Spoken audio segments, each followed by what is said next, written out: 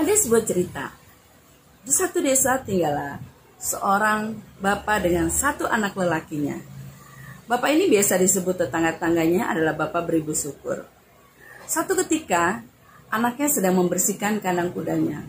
Waktu dia sudah selesai mengerjakan pekerjaan ini, dia lupa menutup kandang kudanya. Di waktu pagi hari, bapak beribu syukur bangun, dia sudah melihat kandang kudanya yang kosong.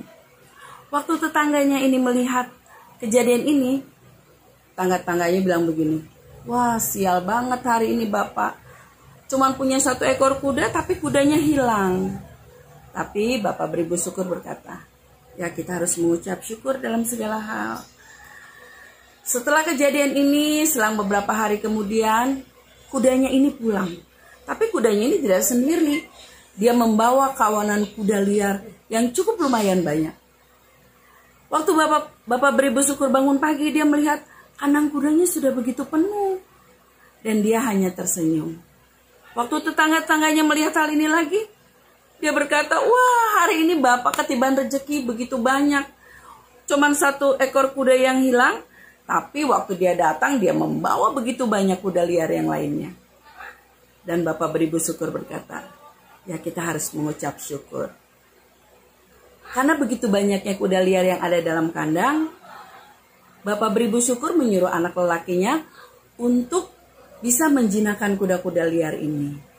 Lalu waktu anaknya sedang mengerjakan tugas dari ayahnya atau bapaknya ini, anaknya jatuh dari tunggangan kuda liar sehingga membuat kakinya patah. Tetangga-tetangganya waktu melihat hal ini berkata lagi, "Sial lagi si bapak. Anak satu-satunya akhirnya patah kakinya karena kuda liar itu." Tetapi bapak beribu syukur berkata, "Ya, harus mengucap syukur juga dalam hal ini." Setelah kejadian itu berlalu, ada satu kejadian bahwa prajurit-prajurit kerajaan datang ke setiap desa untuk membawa setiap anak lelaki dewasa atau anak lelaki remaja untuk ikut berperang melawan musuh di medan perang. Sampai juga nih prajurit-prajurit ke desa tempat bapak beribu syukur ini tinggal. Dan anak-anak remaja atau anak-anak lelaki yang sehat dibawa ke kerajaan untuk dilatih berperang. Tapi karena anak bapak beribu syukur dalam keadaan kondisi yang sakit, patah tulang, sehingga dia tidak bisa untuk mengikuti ke kerajaan karena dalam kondisi sakit.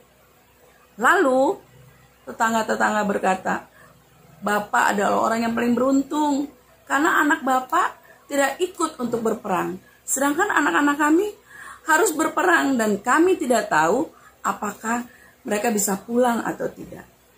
Tapi bapak beribu syukur berkata, "Ya, saudara-saudara harus tahu bahwa hidup kita harus selalu kita awali dengan doa.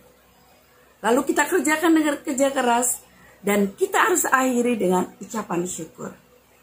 Kita harus selalu bersyukur." Dah.